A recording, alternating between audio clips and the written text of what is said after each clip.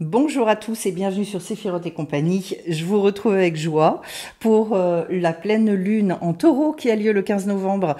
Et à cette occasion, je vais vous souhaiter plein de jolies choses, une pluie de bénédictions, une pluie de joie, d'envie, de désir, etc. Alors, on est sur, on l'a dit, le Mazal du Scorpion avec le mois de Rejvan sur lequel j'ai fait une vidéo. Et là, on va se retrouver avec des énergies de Taureau, c'est-à-dire des envies puissantes de réalisation dans la matière, en sachant que le Taureau a un besoin extrêmement fort pour s'ancrer, de savoir en fait ce qu'il va faire, d'avoir défini les choses, parce que il a besoin de s'assurer d'être certain de certaines choses.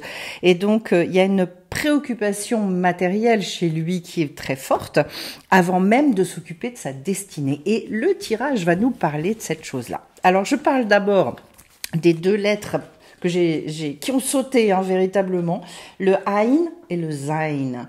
Voilà. Donc le Aïn, le 16, et le Zayn, la lettre 7. Aïn, c'est quoi? C'est l'œil, c'est le regard qu'on va porter sur la vie et qui nous parle de notre niveau de conscience, de notre éveil, toute la clairvoyance et qui nous dit véritablement, qui nous parle du besoin aussi d'avoir une tête bien propre, bien nette, de regarder les choses avec assurance. Et pourquoi? Pour aller vers ce Zayn. Le Zayn, c'est un Vav avec une petite couronne. C'est-à-dire, en fait, c'est l'homme qui est couronné. Donc, il a trouvé sa place. Il a donné une direction à sa vie. On nous dit d'aller et de regarder à l'essentiel. On nous dit de regarder également aux objectifs qu'on veut trouver dans notre vie. Et on va en reparler parce qu'en fait, la définition de notre volonté, eh bien, on s'aperçoit que ça n'est pas si évident que ça. L'autre chose avec le Zayn, c'est qu'on retrouve la notion du temps, et j'ai la carte du temps ici, et vous allez voir qu'en fait, eh bien, il y a un message quand même bien important sur l'utilisation de notre temps. Alors, je démarre tout de suite avec la carte du diable et la carte de l'éther. Le rôle du diable, très clairement, c'est de venir pointer du doigt finalement l'endroit où on a besoin d'avancer. Et donc en fait, le souci, c'est que le diable, en fait, il va aller là pour nous mettre des doutes. Donc partout où vous avez des doutes et où en même temps votre cœur vous amène, où il y a des aspirations extrêmement puissantes, ça veut dire qu'il y a un sujet à traiter. On a cette idée de l'éther également qui l'accompagne, en sachant qu'en fait l'éther c'est tout ce qui crée le lien et qui crée la cohérence du tout. C'est-à-dire en fait tous ces plans intermédiaires sur lesquels d'ailleurs on va travailler dans la tradition hébraïque pour finalement relier tous les mondes. Et donc en fait ici c'est je dirais l'enjeu. Comment est-ce que j'arrive à cette cohérence? Comment est-ce que j'arrive à faire descendre toutes ces énergies jusque dans la matière? Eh ben en fait il y a déjà une forme de réponse. C'est-à-dire que là où c'est compliqué dans votre tête, là où on vient le diable entre guillemets vient vous chercher, vous pose question, vous secoue, vous remue, vous déstabilise, eh bien c'est là qu'il y a quelque chose à traiter. Alors comment on le fait? Eh bien je continue avec la Chorma. Et la Chorma, donc c'est la sagesse révélée. Eh bien, je vais avoir la carte de l'amoureux avec la carte du bouclier le bouclier, c'est toute la protection passive, c'est-à-dire, le bouclier, c'est une posture dans la vie. Beaucoup de personnes pensent qu'on a besoin de tout un tas de gris-gris, de choses pour se protéger. C'est pas comme ça que ça fonctionne.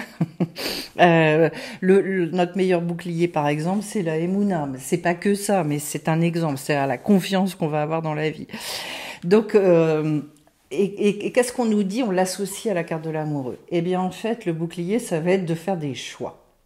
Et des choix très très fondamentaux. On va retrouver ça pour vraiment opérer une espèce de bascule. Et pour finalement trouver le sens de sa vie, se lever le matin, être content, être heureux, avoir envie de s'investir à 100%. Par exemple, une grosse partie de la fatigue, très souvent, vient d'où? C'est que finalement, on est sans arrêt, on a tout le temps cette sensation de devoir développer une énergie phénoménale pour faire les choses. Pourquoi? Parce que on n'est pas on se demande toujours, est-ce que ce que je fais, c'est bien là où je dois être? Est-ce que c'est ce que je dois faire? Est-ce que c'est ce que je dois dire? Je retrouve beaucoup cette notion chez les inclassables. C'est-à-dire, en fait, toujours des questionnements sur lesquels on ne peut pas baser sa vie. À un moment donné, en fait, pour foncer, pour avancer, pour matérialiser les choses, on a besoin d'être au clair avec ces choses-là. Et c'est vraiment la proposition qui nous est faite sur cette pleine lune, c'est-à-dire vraiment la climax, le sommet de cette illumination qu'on attend. On est encore sur la montée, puis après, il y a une décroissance, mais pour l'instant, c'est encore cette croissance-là. C'est le moment vraiment d'interroger et de faire quelque chose de spécifique là-dessus, en sachant donc de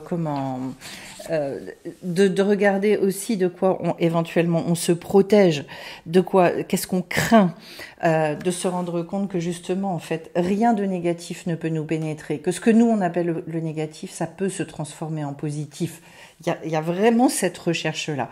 De pas en avoir peur aussi de cette chose-là, de nos doutes, etc. Ce sont des sujets à traiter. Et alors, au niveau de la Bina, c'est-à-dire de l'intelligence, comment est-ce que je réussis à faire ça? J'ai la carte donc de l'arcane sans nom, cette carte un peu mystérieuse qui justement est à l'origine de l'alchimie, de la transformation dans laquelle on ne comprend pas comment ça se passe et qui est accompagnée de la dualité. Si on veut transformer les choses, si on veut obtenir un mental beaucoup plus clair, une intelligence performante, eh bien, il y a besoin de résoudre ces dualités, parce qu'on n'en a pas forcément qu'une seule, ces dualités profondes qu'on ressent à l'intérieur de nous. La dualité, elle est là pour nous faire avancer, mais si on la traite pas, et si on n'arrive pas à rendre cohérent et à trouver une réconciliation à cette dualité, eh bien, on va piétiner, c'est-à-dire qu'on va, ce qui est censé nous faire avancer va nous paralyser, voilà. Et donc en fait, c'est voilà tout ce qui nous déséquilibre et nous déstabilise, où on a besoin d'aller chercher ces révélations pour pouvoir être capable de faire des choix et faire ce que j'appelle refermer les dossiers. C'est-à-dire, une fois que moi, je suis au clair avec ça, allez, c'est bon, je peux à nouveau avancer. Donc, tous les endroits de votre vie où vous vous sentez paralysé, en difficulté, c'est pas une catastrophe, mais il faut le traiter. Et les sages nous disent que quand on est dans le doute, c'est pas bon de rester trop longtemps, c'est-à-dire qu'il y a besoin de se faire aider pour dépasser les doutes. Si vous êtes là-dedans, et comme le mazal du scorpion, c'est vrai que c'est très lié aussi à l'introspection, à ce phénomène de mort-renaissance, eh bien, on a besoin à un moment donné d'opérer cette alchimie pour retrouver de la légèreté, de la simplicité, pour se lever le matin, retrouver de l'énergie. D'autant plus que là, on va vers quand même l'hiver, la froidure. On va en reparler un peu. Alors, au niveau du date, la manière dont moi je vais pouvoir discerner les choses dans ma vie, eh ben on nous dit justement c'est au travers de la matérialisation, mais pas n'importe laquelle. Ce que je trouve très beau, c'est qu'on a la carte de l'étoile. C'est-à-dire, la carte de l'étoile, elle nous parle vraiment justement de notre destinée, ce qu'on appelle donc ce mazal. Le pouvoir de créer notre propre monde, en fonction des missions qu'on est venu accomplir, en fonction de ce qu'on ressent puissamment en nous comme aspiration. L'étoile, il y a un côté... comment dire, jusqu'où est-ce que j'ose rêver les choses, non pas les fantasmer. Et c'est pour ça que j'adore l'association avec la carte de la matérialisation, c'est-à-dire rêver dans la matière de manière juste avec une imagination qu'on va appeler positive, c'est je mets en œuvre des choses. Et donc c'est tout le côté aussi organisation dans tout ça. Voilà. Tout ça n'est possible qu'à partir du moment où on est très très au clair avec ce que l'on veut, on arrête de douter, on arrête d'avoir des oui, mais. Voilà. Et donc la définition de la volonté, c'est un exercice que je fais faire souvent en stage, etc., pour s'apercevoir qu'en fait, pour beaucoup, c'est extrêmement difficile de se projeter et de dire, mais avec simplicité, en fait, voilà ce que moi je veux dans ma vie. Et là, on vous parle quand même, souvenez-vous qu'on vous parle de la recherche de l'essentiel. C'est très important parce qu'en fait, je dirais qu'il y a avoir une ambition profonde pour notre vie. tout en acceptant après les étapes. Alors, ce qui va être intéressant, c'est que j'arrive au niveau du Chesed. On commence sur les midotes, là, ce qu'on appelle les mesures. J'ai la carte du pendu avec le métal. Une révision complète et un renversement, en fait, de notre manière de voir les choses. Et ce que j'ai oublié de vous dire, et c'est très bien que j'ai cette carte-là, la plus grande bonté à se faire, c'est de pouvoir raisonner à partir de choses nouvelles. On veut du renouveau dans nos vies, on veut que ça avance, on veut sentir des transformations. Oui, la seule chose, c'est qu'on continue à raisonner avec je dirais, des vieilles idées culées qui n'ont plus rien à faire dans nos vies. Et c'est ça qui nous bloque. C'est ça qui fait qu'à un moment donné, on se retrouve toujours confronté aux mêmes choses. C'est pour ça qu'on a besoin d'étudier. C'est pour ça, renouveler son intelligence, c'est extrêmement important. Et que ça ne peut se faire que parce que justement, on va avoir des révélations. Mais les révélations, elles viennent pas toute seule. Il y a besoin d'étudier, de comprendre, d'être bousculé par des idées nouvelles. Alors, la carte du métal, c'est justement dans ce jeu-là la base de toute la création. Pardon. Cette vibration primordiale dont on nous parle qui justement permet de créer des choses nouvelles. Et donc en fait, c'est une libération des énergies qui sont encore en potentiel. Il faut aller rechercher ça. Mais ça nécessite cette carte du pendu, qui est une carte de grande sagesse, parce qu'en fait, ça veut dire stop, je me pose un instant, je prends le temps justement de définir pour créer véritablement ce qui est le meilleur pour moi, de prendre conscience de toutes mes possibilités, de prendre conscience qu'en fait, oui, déjà j'ai le droit de vouloir, parce que moi, alors souvent ce que je dis, c'est en fait on n'a même pas le droit de vouloir, on a le devoir, parce que les sages nous disent que la toute première chose qui a été créée avant même le monde, avant même la création, c'est quoi? C'est justement la volonté, c'est le Ratson. Et donc en fait, et l'être, il est doté d'une volonté extrêmement puissante et on le sait. Si ça, c'est pas défini, eh ben vous comprenez pourquoi ça tout saute sans arrêt dans votre vie peut-être. Voilà, c'est un sujet très profond hein, sur lequel je peux pas m'étendre, mais en face de ça, donc de cette bonté-là, j'ai quoi? J'ai la Gvura qui va représenter toute la force, la structure. J'ai la carte du soleil et du temps. Alors pour moi, je parlais avec la lettre Zain, Zman, le temps. C'est quoi? C'est d'aller et de mettre une joie, une chaleur extraordinaire dans le présent, dans chaque moment que l'on vit. Le seul endroit dans le temps où on a ce pouvoir créateur, c'est ni dans le passé ni dans le futur, c'est dans notre présent. Notre capacité à vivre l'instant, chaque minute qui passe, et à comprendre qu'en fait, c'est au travers de ça qu'on transforme tout, c'est la base finalement pour pouvoir véritablement foncer, avancer. D'ailleurs, c'est impressionnant parce qu'en fait souvent on dit ah mais les enfants ils ont une espèce de plasticité au niveau du cerveau, eux ils arrivent à faire des choses, après on vieillit, on n'y arrive plus. Déjà on a prouvé que c'est pas du tout vrai que je sais plus ce qu'on disait à tel âge les neurones se renouvellent plus. C'est absolument faux tout ça. La science, elle nous assène tout un tas de choses comme des vérités qu'on apprend, et on apprend quelques années plus tard qu'en fait c'était n'importe quoi.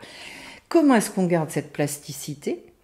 Eh bien, tout simplement parce qu'on vit dans le temps présent. C'est ce que les enfants savent faire. Ils ne se projettent pas. Ils ont un rapport au temps qui est un rapport beaucoup plus sain que celui que nous, on peut avoir. Donc, retrouver cette chose-là. Et à ce moment-là, ils se dire, eh ben, je profite de chaque seconde.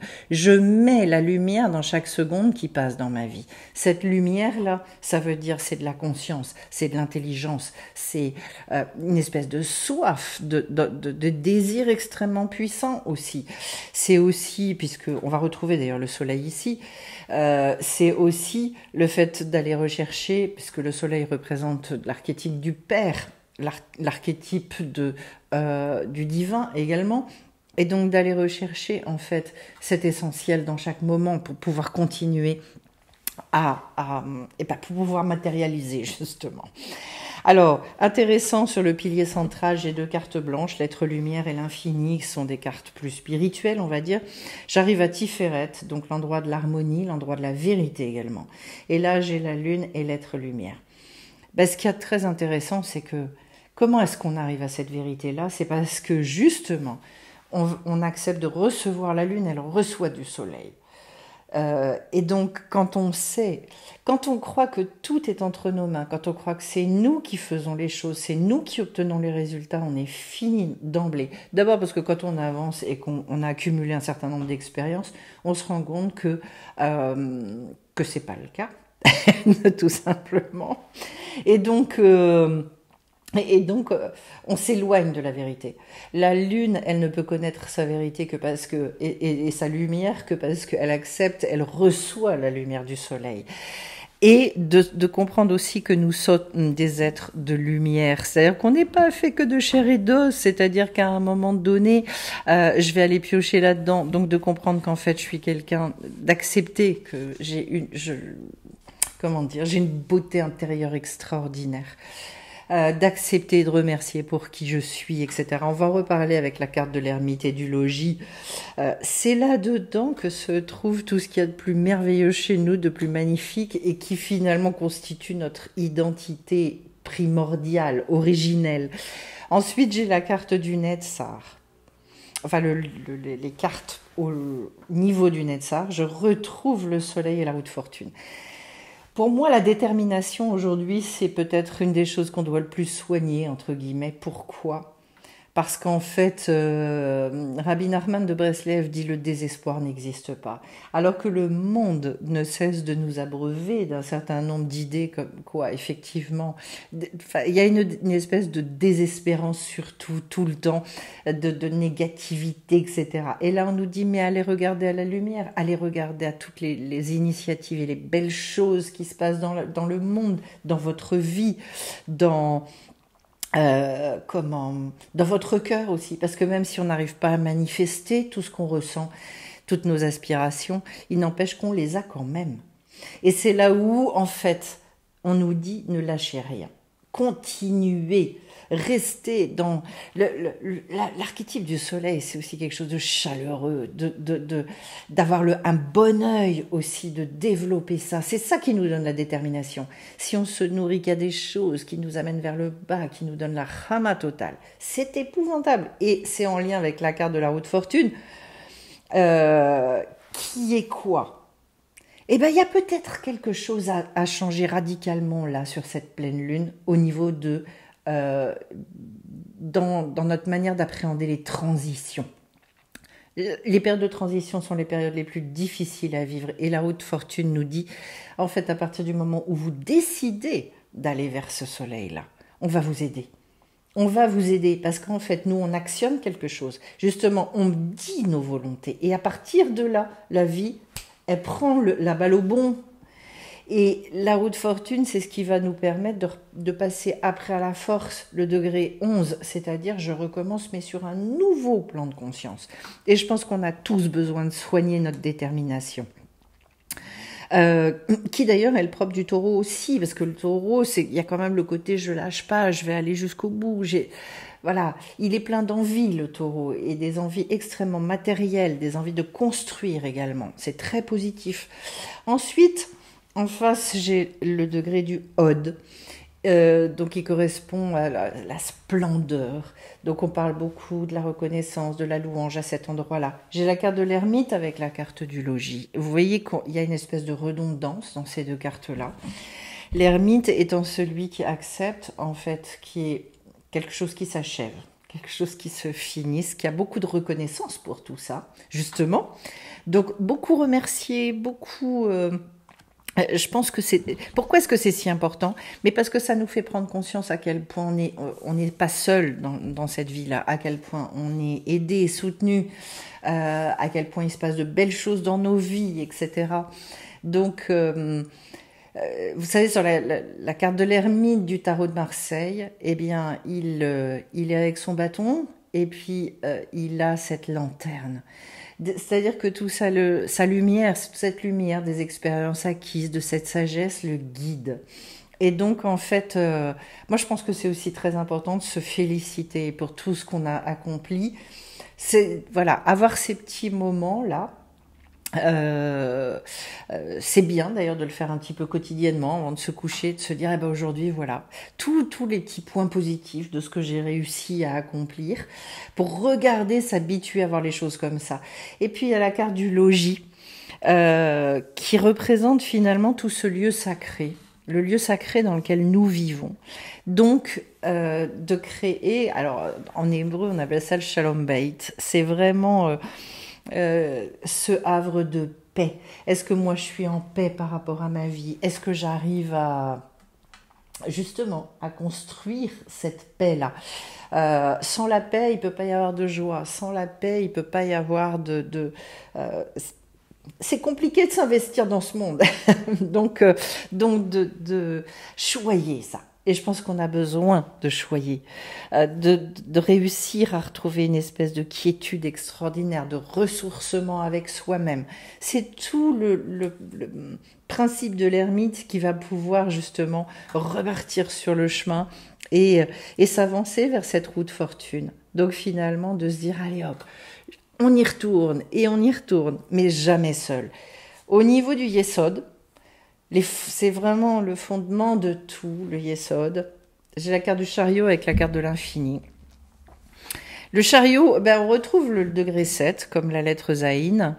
Le chariot, c'est justement la personne, elle est couronnée, hein, ici aussi, comme sur le tarot de Marseille.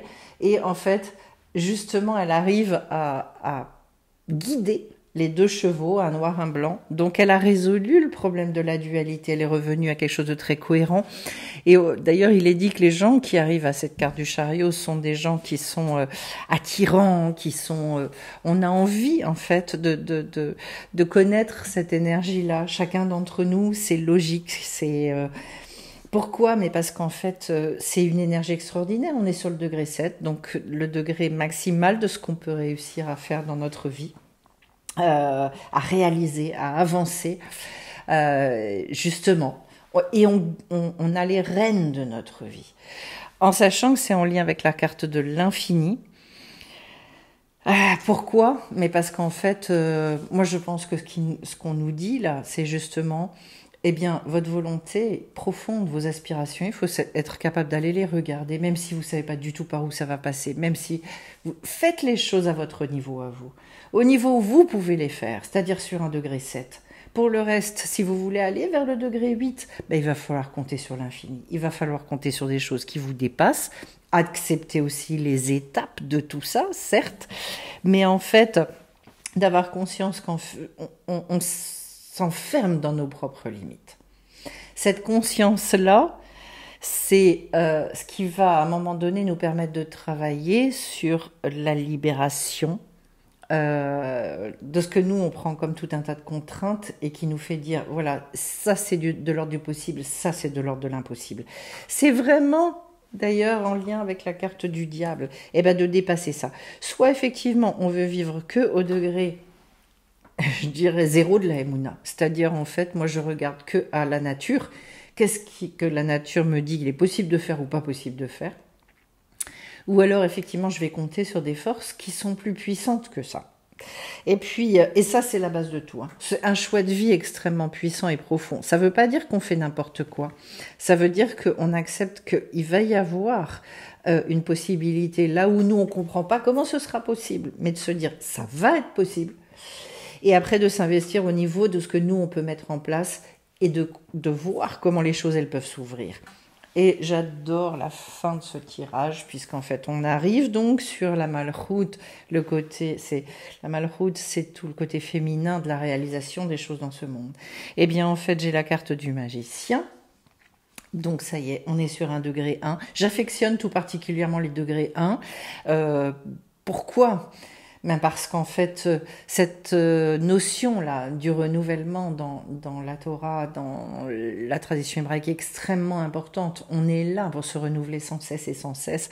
Et c'est ce qui nous permet de prendre cet envol magnifique. Bon, voilà, pour ceux qui connaissent mon livre, vous savez que La notion d'envol, c'est une notion qui m'est chère. C'est ce que j'avais demandé à l'éditeur de faire pour la couverture du pouvoir des inclassables, c'est-à-dire un oiseau qui s'envole. L'envol, ça veut dire la libération, ça veut dire que je vais réussir à aller planer dans ma vie. C'est cet entre-deux, de faire le lien entre le ciel et la terre. Enfin, il y a plein d'archétypes absolument passionnants. Ce magicien, c'est celui qui retrouve un goût de la vie qui est absolument extraordinaire et qui justement arrête de regarder au possible, de se limiter. Pour lui, rien n'est impossible. C'est cette énergie fondamentale avec laquelle on devrait tous partir sur chaque début de journée et de nous dire rien n'est impossible, rien n'est impossible. Et j'y vais avec cette énergie qui est quelque chose que l'on porte en soi. C'est quelque chose aussi à renforcer dans notre vie. Et c'est bien tout le but d'ailleurs avec la carte du diable, c'est de se renforcer dans les bonnes choses. Et ça, c'est une décision puissante. Puis après, c'est un travail aussi d'aller renforcer tout dans le bon côté, même la manière dont on se regarde soi. Et c'est ça qui va permettre cet envol dont on parle. Un esprit qui va se libérer. Et il y a besoin de rentrer dans ce processus-là parce qu'on va se rendre compte de tout ce qu'on a à nettoyer comme idée qui contredit ça. Et les phrases clés qui sont liées à la carte de l'envol, c'est quoi? De commencer une transformation dans notre vie, de se fixer un objectif et de se donner les moyens de l'atteindre. C'est-à-dire qu'on est en plein dans tout ce qu'on a décrit dans ce tirage. Et en même temps d'avoir une grande confiance dans les forces qui me soutiennent. Pourquoi? Mais parce qu'en fait, qu'est-ce que fait l'oiseau?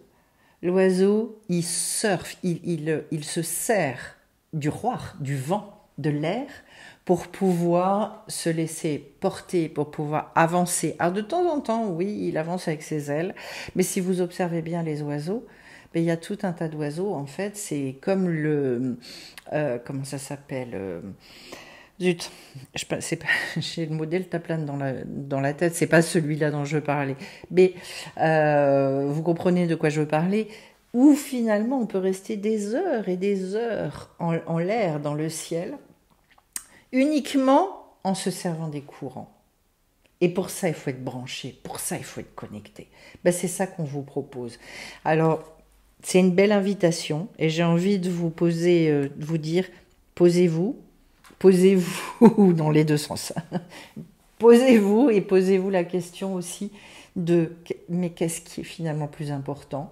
Parce qu'en fait, in fine, la seule chose à la fin de notre vie, les seuls regrets, les regrets qu'on aura, c'est pas de s'être trompé. Les regrets qu'on aura, c'est de ne pas avoir tenté toutes les choses qu'on avait envie de tenter. Donc il y a vraiment, vraiment là une espèce de rendez-vous pour pouvoir obtenir ce Zayn qui est le couronnement de l'être humain. Et la couronne de l'être humain, c'est de se dire, j'ai fait tout ce que j'avais dans la tête, je l'ai osé, j'ai testé, j'ai tenté, je me suis trompée, je me suis relevée, j'ai recommencé, j'y suis allée, etc. Alors je vous envoie plein de belles énergies pour que tout ça puisse se réaliser dans votre vie. Et je vous préviens donc je vais faire des petites vidéos, un démarrage de formation la fin novembre sur l'arbre des séphirotes justement, pour apprendre à se définir aussi, et c'est aussi la connaissance de soi. L'arbre des séphirotes sont des énergies extrêmement puissantes comme les lettres. Et donc, ceux que ça intéresse, eh bien, allez regarder. Ensuite, je crée une nouvelle formation aussi avec coaching, qui va être une formation coaching sur comment se positionner et rester dans son pouvoir face à des personnes qui sont extrêmement nocives. Voilà. Et puis, une dernière chose qui est du coaching pur cette fois-ci et qui concerne le fait d'arriver à vivre ses émotions, exprimer ses émotions avec justesse. Voilà, donc je vous referai des vidéos sur le sujet. Merci pour vos petits pouces, vos likes. Merci pour vos petits commentaires sur la chaîne, ça me fait toujours plaisir. Et je vous retrouve bien vite sur Séphiroth et compagnie. Bye bye à tous.